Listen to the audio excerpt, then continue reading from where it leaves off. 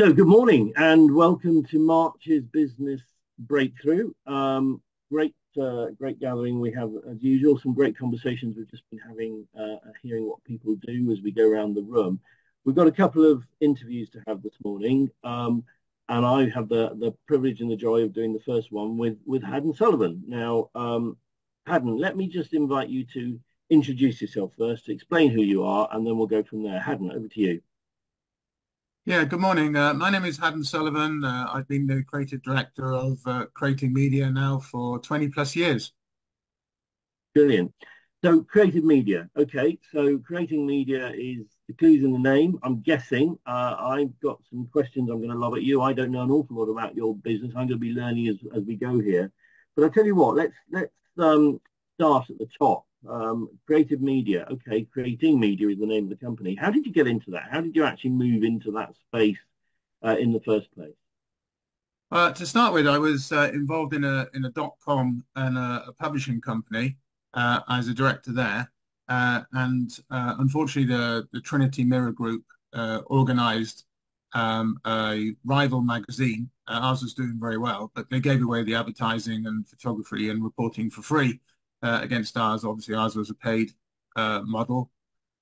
So we looked at the business and thought, well, we can't continue like this. They have more power than us, etc. So what's good about it? And we decided to start a new business, or I decided to start a new business and work with some of the designers who were doing very well at the time. What we found is when we were advertising, designing adverts for people, they would also say, well, can you do a leaflet? Can you do a brochure? Can you do a website? And then sometimes even, can you do a logo? And suddenly the whole branding and marketing thing appeared out of nowhere. And I decided to go with that. In college, I studied art and photography, and I had to go into retail to make a living because I didn't want to do weddings at the time. They're not like they are now, I think. So it was wonderful after 10 years of that to get involved in a startup and then to evolve. I call it evolve, but obviously it was all a bit difficult at the time. But we evolved then into a design business, and we decided then to include all the various types of design and production associated with it that people would want. So hence it's web, graphic, print, and marketing. So basically we came out of a publishing.com and have since then been working with local clients of all shapes and sizes, as well as national ones and even some international ones. Brilliant. So how long ago did all that happen? How long has the whole business been running? Well, that'd be 20 plus years ago. When it gets to 20 years, I don't like to say any more than that. So I think I'm going to keep saying 20 plus years continually now, even if it gets to 25 or 30, which you may or may not have done. Of course, that's for me to know. But yeah, 20 plus years, a full-time team of four. In our history, we did have a spell at Cardiff Bay, but I found very much so that we were more like a conveyor belt, and I was getting further and further away from actually being involved in the design, and just became a bit of a sales machine, going from meeting to meeting, networking to networking. And what I would prefer, and what I do prefer to do, is be involved from start to finish in the design process.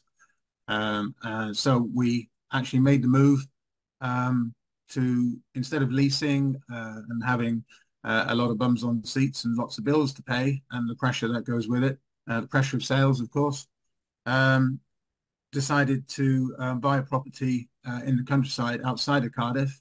We actually moved across to Monmouthshire on the outskirts of Chepstow, bought a barn. So I would travel from the design office in the afternoon, and then throughout the night, then I would work on converting this barn ready to become an office. Um, I did that for about a year, and then we finally made the move across then. Great. It's a lovely part of the world. And you've got four people you said in the organisation now. So Yeah. I mean, you've been running quite a long time. 20 years by anybody's standards is a fairly good run, for a business. So what was the profile? How did you grow that to four? And is it just something, in that period of time you might have gone larger? Yeah, How does that profile work for you? it's a really good question because And I've only discovered this recently. You read loads of books, you go on different courses, you see things online more and more so now, of course. And I do, of course, love Instagram. I pretend to myself it's a learning platform for me, but it's a distraction as well. Um, but I've kind of put things down to three pillars for our business. And I think any business, whatever type, big or small, can be measured by these three pillars. So affordability, speed in terms of getting the job done, and quality. And we like to think that we focused on all three, and we do well with all three.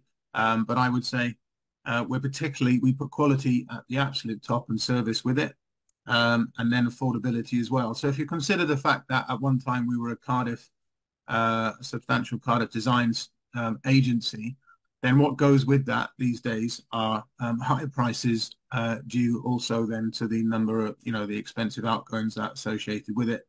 Tends to be lots and lots of meetings to get projects done, and projects tend to be a lot larger. In our case, because we're a rural business, we have the skills and experience of a large design agency, but we also have the affordability of a rural business as well, with obviously our own overheads. We own the building as opposed to the other costs that go with it. So yeah, so I would say that we're medium priced, which suits a lot of customers, with a huge focus on quality, and then the speed part of the three pillars is to match the deadline. Sorry, I forgot to unmute myself there. So how do you metric those outcomes? Because obviously those three pillars are very important to you, and I get that, and they're good three pillars to have. Do you have a process that actually you stick to as a team to go back and get the metrics and the reviews on that, or do you measure it in house as you go? As for other people wanting to look at that evaluation, how do you do it? Yeah, it's a great question. I'd say we're not scientific enough, and I think maybe in the future we'd like AI to help us along with some things like that. But in terms of, we don't ask for testimonials, but we've got 50 plus 5-star on Google review, some good ones on LinkedIn. My partner Michelle Daly, she's got zillions on LinkedIn as well from happy customers over the years. So I guess if I had to put it into a metric, I'd measure it by reviews we haven't asked for. Yeah, I'm with you, and that's a good one. And obviously you can metric the turnaround times and the things do you actually keep a log of that, or do you do it instinctively? Sorry, can you say the question again? When you that in terms of customers being happy with you in a general sense, that's Yeah. the review side. But when it comes to speed of turnaround and things like that, obviously you've got records for how quickly you turned it out. Do you have objectives that you measure and try and stick to, or do you do it on an instinctive basis, which many small businesses would? Yeah. Are we doing okay at the moment on that kind of thing? How much are you looking scientifically into that measurement, or versus the how does it feel? Yeah, as I said, potentially AI could help us measure that a bit more, but a deadline is the deadline. So, for Yeah. instance, if it were a new website, then if there's a deadline coming up, maybe there's an exhibition, they're doing a launch of some sort, then we agree the deadline, Yeah. and we work towards that. We put everything in an ascending order as well. So we've got a chart that we all share. And all the work is on that at any given time within teams, and we move things around accordingly. Sometimes you might get a phone call or an email saying, I just booked this last minute thing, and I definitely need a banner stand for that, or I want to have an exhibition designed. Or they might just say, look, I'm going to bring the website design forward. I know I shouldn't be asking, is it possible? I say, yeah, let's have a quick look and get back to them and say, yeah, it's possible, let's do it. Brilliant. So most of the time, any project is dependent on content, and it used to be previously where I would expect people to send me the content, the pictures I need, to send me the text I need. These things have changed over the years. We've obviously that's where the holdup is. I'd like to think it's not here. So how can we do that better? How can we be more friendly and customer service orientated in our approach? And we do that by generating it for them. So for instance, I just yesterday and the day before, there's a couple of sites we're working on, one for a stoves company and one for joiners. And I've just generated the text myself with a little bit of help of AI. And then I've changed it because AI text generally is a little bit too random. Changed it a lot, sent it to the customer. They've personalized a little bit and sent it back, and it's going to go on the site. So it's a kind of I've helped as much as I can. Obviously, I need little bits of help as I go along, but I do try to do more than just design now Yeah. and develop. I actually try to, get the job finished. And if the customer's held up with various things, then I can, I step in and also help the content as well. There's no charge for that. I saw a quote from another competition, a competitive small c to us company. And they were charging, they'd broken it down into the whole project, and they were even charging for the consultation and the early meetings at the beginning, which I thought was a bit of an abomination, really. I thought, hang on, they should be included, not like that. And they also charge separately then for the training at the end. Well, got a great new website, you want to be able to use it, surely you can train people. And we've been doing that ever since the beginning, training people on how to use it. And so yeah, so they were charging for those things at the front and the rear end of the process. Didn't understand that at all. But we also help with the content as well. And as a photographer, sometimes we get stuck with pictures too, the need of. So I go along and take pictures, and hopefully they like pictures. And sometimes they come back and say, "Hey, can you come and take some more?" And then that ends up being paid. So anything to keep the project moving, really. You can't control the clients, can you? It's a bizarre thing. I think it's true of all our world. Some clients play the game in a sensible way. Other clients make it hard work to get the job done. I appreciate that totally. And you mentioned quite a bit on AI there. We'll come to AI later because that's a really interesting thing. Certainly, well, in all sectors really, but the creative services especially. But we'll come to that in a second. So just give us an insight. Your typical client, who would that be, and what sectors do you deal with? Yeah, tell us a little bit about that. Okay, so a good thing and the more challenging thing for us is the fact that we do all types of design and production for all types of businesses. I don't mind if they're a startup and it's you've got a van and you're thinking, okay, what's my logo going to look like? Can we do the decals, set them up with email and a domain name? Right through then to a national company, and we do monthly marketing campaigns on retainer for them and everything in between. So it's great that we can do such diverse work, and I love working with clients of all shapes and sizes. I really absolutely do mean that. But on the more challenging side, as I mentioned earlier, is the fact that then it makes it a little bit more difficult to market because you don't have a niche. My colleague, Michelle Daly, she's started a niche called Umami Design for Food, which I work within as well. And it's fantastic because it's in the food service specific niche, and those who know about that. And work has blossomed within that niche because it's so specific. So, I do sometimes think, okay, should I have a niche? Should I go down that, or should I stay diverse as I am? And I'm happy with where we're at now. We can work with any type of business. Generally, over the years, I'd say maybe if I was pushed into a corner, maybe construction and security. But more recently, I just landed a very large website for an independent school, and I worked with a comprehensive school for 10 years before that as well. So yeah, I can't really put myself into that specific place. We are diverse, but I enjoy that because it's always a challenge trying to understand a new business, what their products and services are. And do you actively look at different sectors and evaluate them? That's a case, I guess, of playing to your strengths and knowing where your experience in sectors are. And we all have obviously a career record that takes us forward, and actually that gives you maybe a more in-depth understanding of some sectors than others. So I'm guessing, but you tell me if I'm right or wrong, that the sectors you're working now are the sectors that you've got backdrop in that you can actually feel you can add to. But do you actually look at other sectors sometimes and say, it'd be really interesting to build up a client base there? Does that do anything for you? Being honest, no. We're organic, so generally a customer is happy and then refer us to another customer. It's very old-fashioned what I've just said. I know that. And for some of our customers, we actually have aggressive marketing campaigns which are based on databases we've bought on their behalf, and the social media, specific website landing pages, and the email marketing is all interconnected. And it then is also down then to the client then to make contact. But we work then with the client to make sure the number of touches are in place.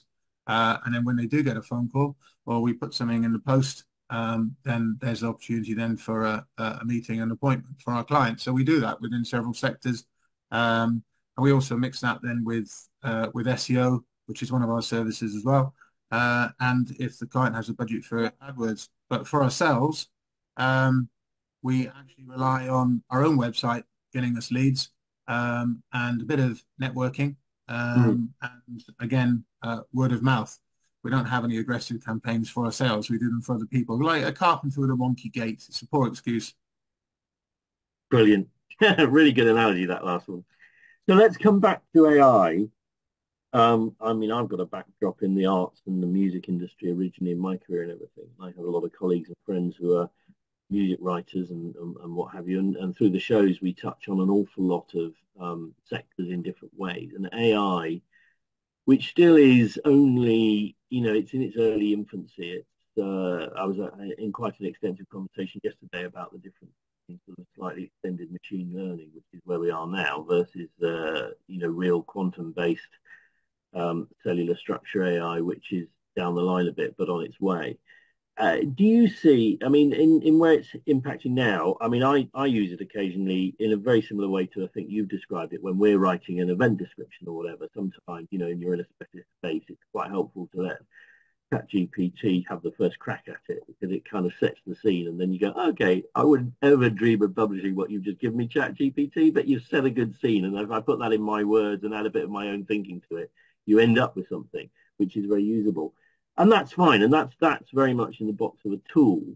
I'm aware of people in the artistic industries and the creative industries who are quite concerned that it's going to take over their world and do them out of a job, bluntly. And then you have another bunch of people who say, hang on a minute, don't look at it as a problem, look at it as an opportunity. What's your take on it? Where do you feel AI is going in terms of the creative services generally, and then specifically your business?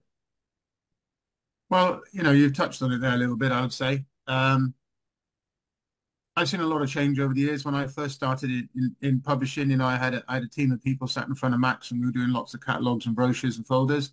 And then, digital became stronger and stronger.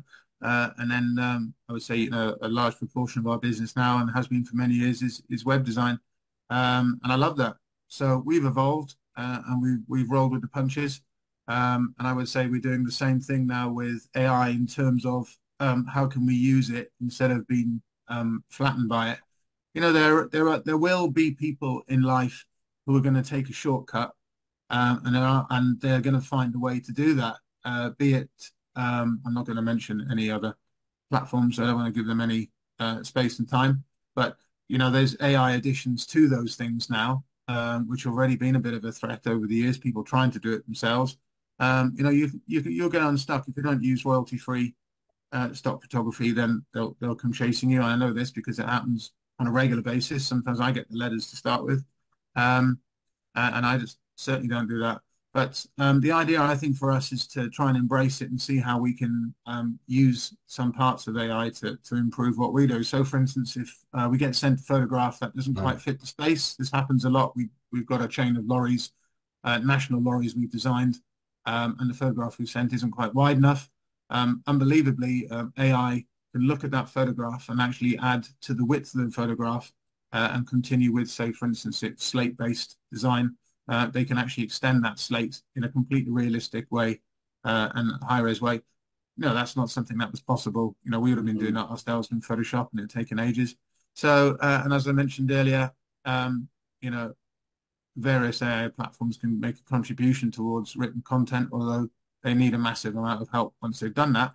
But better than a blank page. Blank page is very hard to work with. So, it gets you off the mark, and sometimes I can use it for that. But that is pretty much the limit. We're using it a little bit in Photoshop, and we're using it a little bit for content.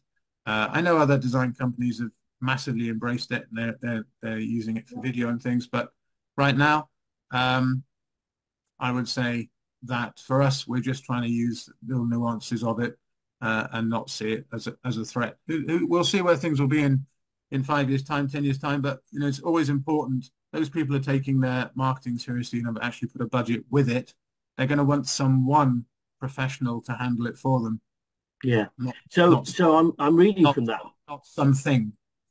I'm reading from that you're looking at AI as an opportunity as opposed to a threat. Would that be fair? Yeah, totally. Yeah, yeah. It's an opportunity that we're very careful with. I would say it's a guarded observation on our part that we can use it, and we're careful how we do that. We understand it's out there. I think for us in an unregulated industry, which is a shame, I would have all the accreditations under the sun if there were any to have. Um, I think maybe it'll actually knock out some of the people who just overnight invent themselves as designers, because Mm, that's been a thing in my industry for a long time. So maybe it'll actually knock them out because other people can find a way to use AI to generate something instead. brilliant. Well, that's been really interesting, and I'm interested in, if anybody's got any questions or thoughts I had, and just now's the moment to raise your hand and to let us know.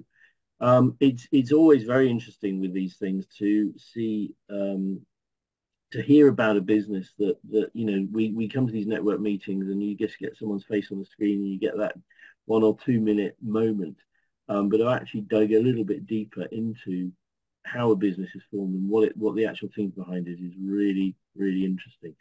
So thank you very much. That's been really interesting. Unless anybody's got any immediate questions. Morning, everyone.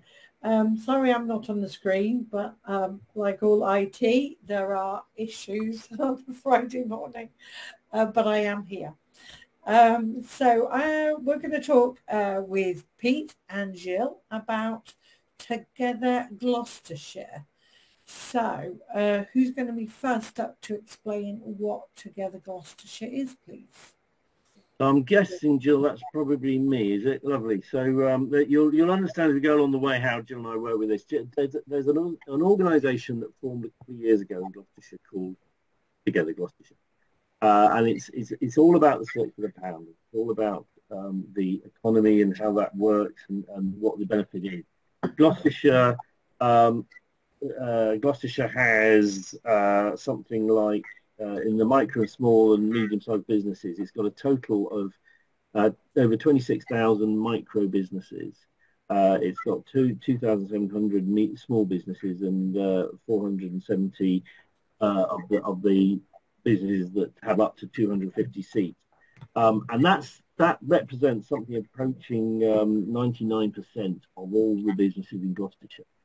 So the thoughts, there was an exercise that happened in 2018 or maybe earlier than that, 17 or 16. We've got the government communications headquarters here in Cheltenham, and involving the MP, someone asked the question, where did it buy its milk?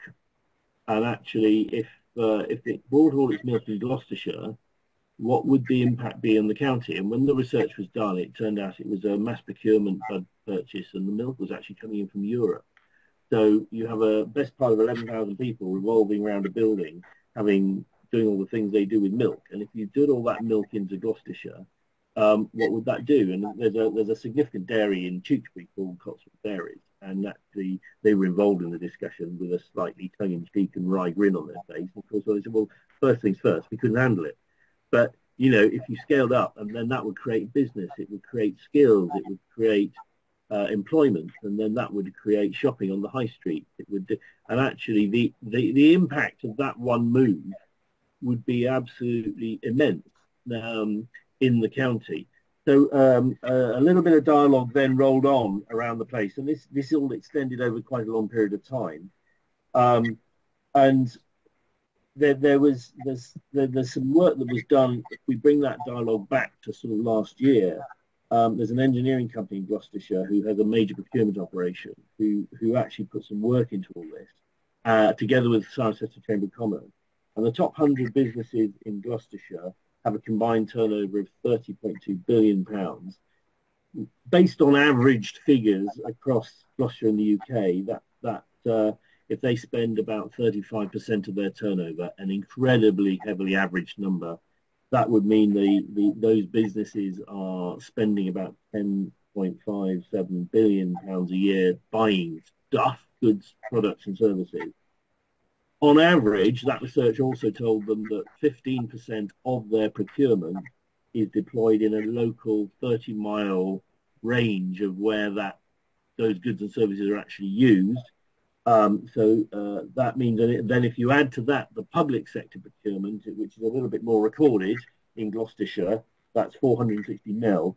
It means spend on procurement in Gloucestershire totals about 11.03 billion pounds every year, which is obviously quite a mind-numbing number. So the question that was then asked around this table that was happening in the Together Gloucestershire world, well, what would be realistic to move that number by? If it's 15% now, could it get to 20%? And around that table, it was generally perceived that with some bringing designers and specifiers in and actually understanding how procurement works and the design system, a move of 5% was actually a very, very achievable target if that's what we did. So the maths then dictated that if that was pulled off, then Gloucestershire would have an annual investment in it of £550.5 million every single year in perpetuity. And that's quite a mind-numbing figure, because that if you put that investment into any given county, you have a huge impact. And there's a major piece of roadworks going on in Gloucestershire at the moment to facilitate part of the road structure, obviously called the Missing Link. For those of you around Gloucestershire, you'll know what I'm talking about. For those who aren't, don't worry about it. That has got a £460 million spend over 3 or 4 years. And that is a massive piece of expenditure in the county. You're saying, well, you could do more than that every single year. So I'm reversing engineering this, because that research was done last year and was quite mind-numbing. But as we started looking at Together Gloucestershire at the start, we came up with 3 questions, which actually to this day are the mainstay of how we think about Gloucestershire, how we do with things. When we're talking to a new company, we say, what proportion of your procurement is spent within a 30-mile range of deployment? It is absolutely amazing to find that we've yet to find at the first time of asking anybody who can actually give us that answer. And if you think about your own businesses and what you're involved in, could you answer that if you were asked it? The second thing then, of course, once that's sunk in a bit, is what would you like that target to be in terms of what would be spent within a 30-mile range? And then, of course, the obvious third answer is how do you move from A to B? So that is an upshot of what Together Gloucestershire is about. And I realise, accidentally halfway through that, I probably answered half the questions I set up to ask you. So I do apologise in advance for that, but we can work that one out. Does that give you a feel for where we're going, Luke? Very much so. Yes, thank you. And obviously, in Together Gloucestershire, there are businesses that are buyers and sellers. So how does Together Gloucestershire manage those companies? I mean, how are they managed?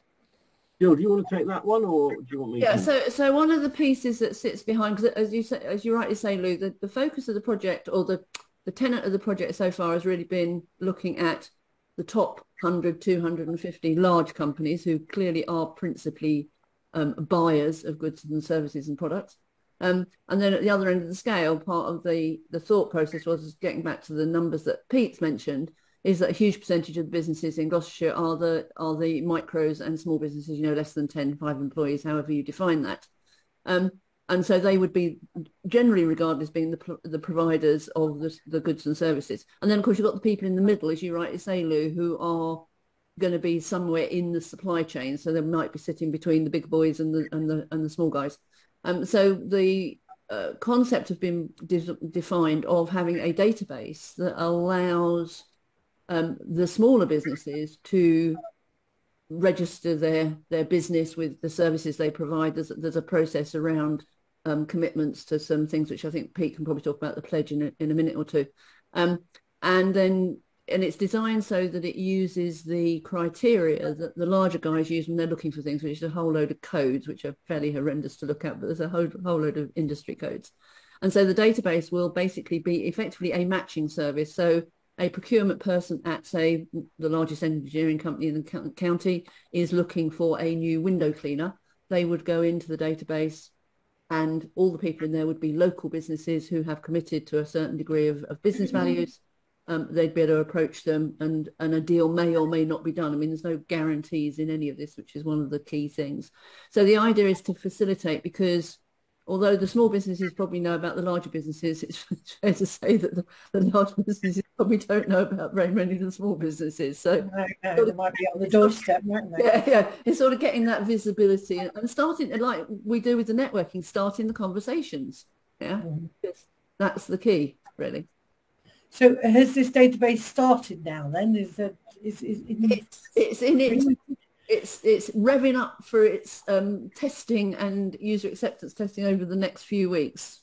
So we have a wonderful dynamic in Together Gloucestershire. You're doing so many organisations. We've got some great creative thinkers, some strategic thinkers who have ideas and good contacts, and then we have people who are more used to the nuts and bolts and actually how these things work. And there's this great tension. Gill's on the side of having to say yes, but how do we stress test it? What are the KPIs? How does this database develop?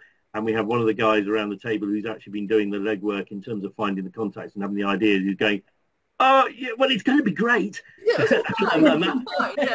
and that's the place we are right now. I sound like Gill. You need to test it and make sure. Yeah. I'm looking for definitive answers, and I'm getting back best intent. So, is it both public and private sector that's going to be on the database? It will be, yes. So the idea, I mean, obviously, as Pete has sort of alluded to, the public sector have a much more onerous process in terms of their procurement process and the pieces that they are allowed to do. But obviously, also with Social Value Act, which, what's now over 10 years old, they have some targets they have to meet in terms of local procurement. So the idea is that the database would help facilitate that as well, although there aren't obviously the tendering portals. But this is just, as I say, to start the connection rather than it would go into its normal processes, which, for public sector can be quite challenging, shall we say. What do you think? I mean, it sounds. I mean, is this happening anywhere else in the UK? There's some. I found there's a couple of things that are sort of a similar flavour. There's something happening in South London, which weirdly was actually financed by the City of London University. South London isn't the City of London, and they had something around local procurement, but with a rather different flavour. It was very much more the middle ground. And then I think there's a trade association in Surrey, which is really a collaboration rather than something quite as formal as this. And they, it's a bit like Suffolk Traders. For those that know Cheltenham, the Suffolk Traders Association has that sort of community badge effectively, and it's more of a collaboration support thing rather than there's some real there are quite a few sort of things around the country that have happened. Hinkley Point Power Station, that we'll all be familiar with the name of, had an arrangement driven by Somerset Thomas, I think, called the Larder, the Hinkley Larder, which very, very focused on the procurement needs that Hinkley and to try and make sure that the local economy benefited from that. And that continues.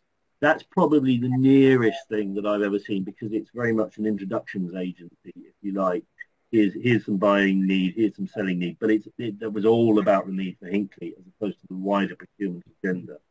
And then I was in a conversation last week with somebody who was aware of an organisation that had tried to create a total procurement database itself, actually doing the procurement service, which had become, as to be brutally honest, having been involved in DG, I can predict it would become so unwieldy, because it was trying to literally cover everything, and it was just a monstrous thing. And then, of course, who's buying into that? And actually, do I want to do my own thing? And it all just kind of became a bit top heavy and fell over in a heap. We're aware of things that are going on and bits of software that are going on, but I think the significant thing here is that there's nothing in a coordinated, planned way. And it would be nice to think that if we can get this working and right in Gloucestershire, and we do have some feelers out in spaces around outside of Gloucestershire as well for equivalent things in other areas, if we could get this sort of dating agency approach sorted, but dating agency that actually qualifies as you go into it. So if I want to buy in there's the European codes in procurement which get deeply deep and boring, and I won't worry about it. But if I want to buy in that code area and I want to know that somebody's got certain ethics and things in there, can I look them up on this database and then build them into my system? And we sort of, I think we understand how that journey will happen. Running the journey is our challenge that we're in at the minute. If we can run that journey properly, then I think it has got scope to be a broader animal. But hey, ask us in about a million years' time and we'll tell you what happened. Well, yeah, I totally get it. But I mean, obviously, business is always about being about the best price. So how and this is really about social value. So how are you going to try and influence businesses sign up? Well, I think part of the piece of this is that, and I've mentioned the Social Value Act for the local authorities and things, so they have some criteria within their procurement that it isn't supposed to be only about price. No. And one of the things that's going to happen in Gloucestershire as we go forward is to start to pull out examples of where businesses have made a decision where they've actually gone with a more expensive option because there was actually a better fit for social value and ethics and community and and all of those pieces, plus all the advantages of local providers who, if there's a problem, they're on your doorstep. They're not 600 miles away in Scotland or at the other side of the planet. But for the larger companies, particularly once they're in certainly the FTSE companies, they actually have reporting requirements now, legal reporting requirements, where they have to talk about their social value and what they're doing in that space. And for them to do that, the whole supply chain that they use has to meet some of the criteria, has to meet the criteria. Mm-hmm. So there is actually pressure coming from different directions that sort of will encourage this to happen. But the other thing is that the businesses that are adopting social value, carbon footprint, sustainability, green policies, getting involved in the community, do see an uplift to their bottom line. Yeah. Over time. It's not directly correlated, but there is definitely some evidence that shows that. And therefore, for the middle to smaller businesses that are in the chain, the part of the benefit behind TG, because there'll be a training framework around it as well, is that those small businesses get better at the business that they do. Yeah. So they see an improvement in how they operate, their reputation, their credibility, their authority, their ability to tender for things because they meet more of the criteria. So the idea is that, the whole thing rises across the piece. But that's a slow process. It's not going to be, we're not all of a sudden by the end of 24 going to have everybody fully policy.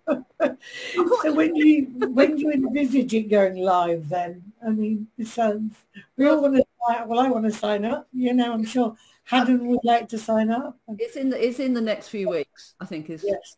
And I think going live itself is, technically, absolutely, that is right. In the next few weeks, it will go live. But at the point it goes live, it will be a very long way from what we all aspire to be the finished product, because we need to very much beta test it. And we have to also remember that Together Gloucestershire is a collective of organisations who are working in the same direction, but don't, it isn't backed up by a corporate resource that's putting a ton of money in investment. And that's good, because it means the people involved want to be involved and are doing it for the right reasons, as opposed to just pouring money into something and then we all know what can happen when you do that. But the downside, of course, is that it just is never going to happen overnight. It's going to have bumps every 2 yards down the road, and so the first bumps will start the minute it goes live. So very quickly it'll get reinvented, unreinvented, and reinvented, and reinvented. So I'd like to say that in the next year or two, you'll see something that's beginning to sort of actually have a real purpose in life. But who knows? And one of the things from that is that there's some work to be done, and it's in the plan to look at, for the larger buyers, what sector of services are they most likely to be looking to procure over the next 3 to 6 months, so that then the project can help target the smaller businesses that can, that are in that space. Because one of the challenges, obviously, is if somebody like Renishaw's goes into the database and is looking for window cleaners and there aren't any window cleaners listed, that doesn't help it. So there needs to be some work done to make sure we've got some critical mass in some of the sectors. And then in the middle, you know, the businesses that, as you mentioned, Lou, are buyers and sellers, again, getting that feel for, you know, what are their services, but also what are they looking to buy that could be bought locally? Because some of it won't be able to be bought locally. I mean, there just won't be the businesses in the locale. So, you know, there's all of those pieces need to all come together in order to get that critical mass in the database so that it becomes embedded in the procurement processes, and then it starts actually gaining its own momentum. So will you be contacting these, you know, sort of the middle small builds, the SMEs, to get them registered, to promote? So they'll be there for the big boys when the big boys look at them with this stuff. So the start of that is, in fact, I put a document in the chat, a PDF, which you will be very welcome just to download, which covers a few of the numbers and stats. But significantly, what it does do is it gives you a link and a QR code if you're interested in getting involved, which can take you to a very simple form at the moment, which says, you know, who I am and what I am, and I'd like to be involved. And I think we're running a slightly two-edged sword with this, because obviously if suddenly every company in Gloucestershire put their hands up and said we'd like to be involved, we just couldn't begin to deal with that response. So we do want people to get involved. So there's one side, you are gently pushing this to, yeah, come on, you know, come and get involved, and, you know, do the link and tell us who you are and that kind of game, and we'll start working with you. But we've also got to be careful that doesn't get too much, too fast, too quickly, that we can't cope. So there is a bit of strategic thinking. There's one of the team called Philip, who's sort of taken on an ambassadorial role, and with the team looking at some of the businesses we want to be involved because of the style they are, some of their ethics, some of their buying policies, and, you know, so he's going in, sitting in front of them in their boardroom and saying, this is Together Gloucestershire, it would be really good to have you on board. And then a general sort of backdrop awareness, and then try and keep the growth of it in terms of people engaged at a point that we can actually feel like it's continuing to move, as opposed to have it just jam the system up.